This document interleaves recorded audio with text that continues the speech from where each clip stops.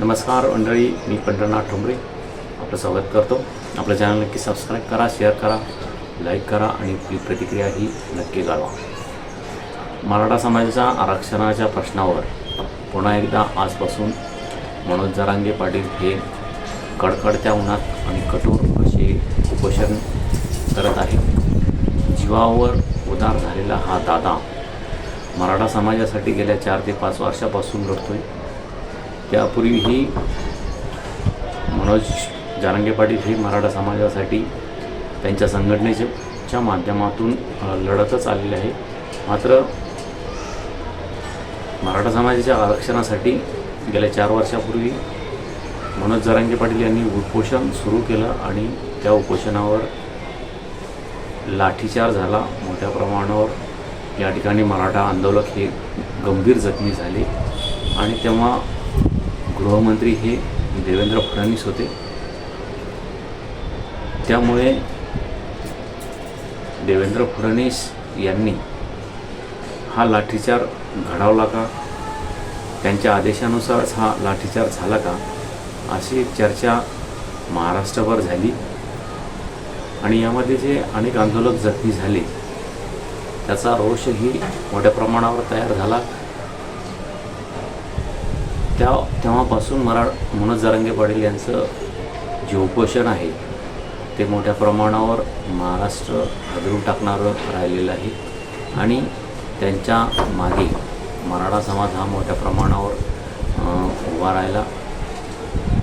गेल्या 4 वर्षात त्यांनी कठोर अशी 7 उपोषणे केली. मात्र 7 उपोषणामध्ये वेळोवेळी सरकारने आश्वासने दिली. मुंबई येथेही त्यांनी उपोषण केलं.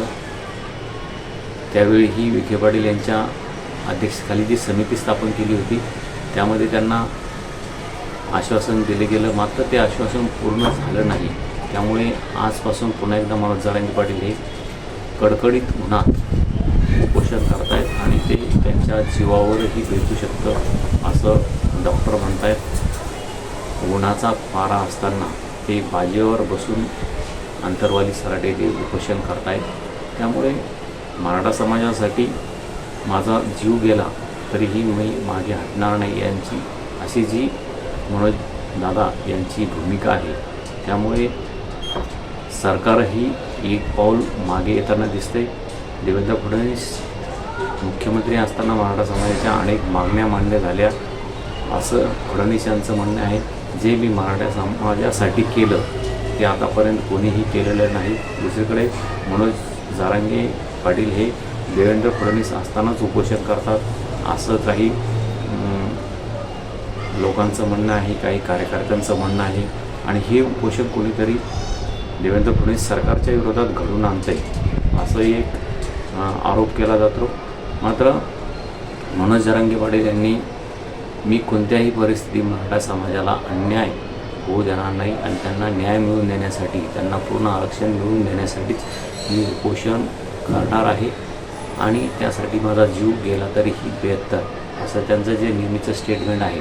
आणि मी देवेंद्र फडणवीस यांच्यावर आरोप करतो, फडणवीस सरकारवर आरोप करतो, भाजप सरकारवर आरोप करतो. त्याला कारण आहे की ते सत्तेमध्ये आहे. जो सत्तेमध्ये असेल त्याच्यावर मी आरोप करणार. त्याला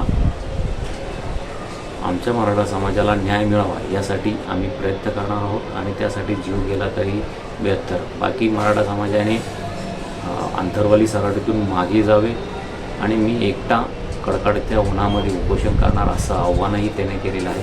त्यामुळे एकंदरीत मराठा समाजाला हा एक जीवावर उदार झालेला, मराठा समाजासाठी जीवावर उदार झालेला हा दादा मराठा समाजाला भेटलेला आहे असं आपल्याला म्हणता येईल. मात्र त्यांचे जे बोलणं आहे त्याच्यावर अनेक जण टीका करतात. ते आपल्या ग्रामीण भाषेतून ज्या सरकारला किंवा देवेंद्र फडणवीस यांना ज्या शिव्या घालतात त्याचं भांडवल अनेक जण करत असतात आणि त्या भांडवलाच्या माध्यमातून मराठा समाजाला हा न शिकलेला अनपढ असा नेतृत्व मिळालेला आहे असाही आरोप त्यांच्यावर होतो. मात्र कोणत्याही आरोपाला त्यांनी भीक न घालता कुत्ते भोगते हत्ती चलता है असं धोरण अवलंबत त्यांनी मराठा समाजासाठी आपण जीव देण्यासही तयार आहोत असं नेहमी ठणकावून सांगत आज पुन्हा एकदा ते रणदांडत्या उन्हामध्ये उपोषणाला बसतायत आणि ही देवेंद्र फडणवीस सरकारची, भाजप सरकारची एक अग्नी परीक्षा राहणार आहे. महायुतीची अग्नी परीक्षा राहणार आहे. अनेक जण काही दिवसापूर्वी, काही वर्षापूर्वी जेव्हा एकनाथ शिंदे हे मुख्यमंत्री होते तेव्हा या आंदोलनामागे शरद पवार आहेत असा आरोप करत होते. आता देवेंद्र फडणवीस मुख्यमंत्री आहेत तर यामागे एकनाथ शिंदे आहेत असा आरोप केला जातो. मात्र मनोज जरांगे पाटील यांचं एक स्टँड आहे. ते म्हणतायत जोपर्यंत माझ्या मराठा समाजाला आरक्षण मिळणार नाही तोपर्यंत मी माघार घेणार नाही, त्यासाठी जीवही गेला तरी चालेल असं ते वारंवार सांगतात. त्यामुळे कोणत्याही आरोपाला उत्तर न देता त्यांनी पुन्हा एकदा आजपासून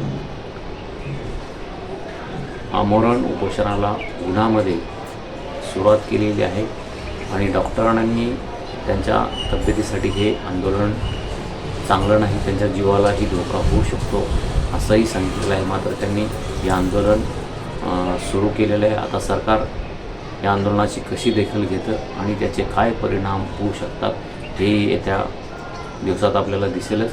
मात्र देवेंद्र फडणवीस सरकारने या संदर्भात गंभीर अशी दखल घेऊन हे आंदोलन मागे घ्यावं आणि ज्या मराठा समाजाच्या मागण्या आहेत त्या तात्काळ पूर्ण कराव्यात अशीही आपण या ठिकाणी मागणी करतो आहे. आणि हीच मराठा समाजाची मागणी आहे. ओबीसीला धक्का यामध्ये लागणारच आहे, कारण मराठा हा कुणबी आहे आणि तोच शेती करणारा वर्ग आहे आणि त्या माध्यमातूनच मराठा समाजाला आरक्षण मिळालं पाहिजे असं मनोज जरांगे पाटील यांचं म्हणणं आहे. आणि ओबीसी वर्गामध्ये आता बरेच उच्चवर्णीय आहेत, त्यामुळे मराठा समाजामध्ये उच्चवर्णीय आहेत, त्यामुळे मराठा समाजाला जर आरक्षण द्यायचं नसेल तर ओबीसी वर्गाचंही आरक्षण रद्द करा असंही मनोज जरांगे पाटील म्हणतात. त्यामुळे यामध्ये सरकारची मोठी कोंडी होताना दिसते. आता सरकार याला कसं सामोरे जाते आणि मराठा समाजाला जो उदार मनाचा, जीवावर उदार झालेला जो मनोज दादा जरांगे एक आंदोलक भेटलेला आहे, त्याला मराठा समाज आता कशी साथ देत आहे आणि त्याचे परिणाम काय होतात हे आपल्याला काही तासामध्ये, काही दिवसात दिसतील. आपण आपली प्रतिक्रिया नक्की कळवा. धन्यवाद. थांबतो.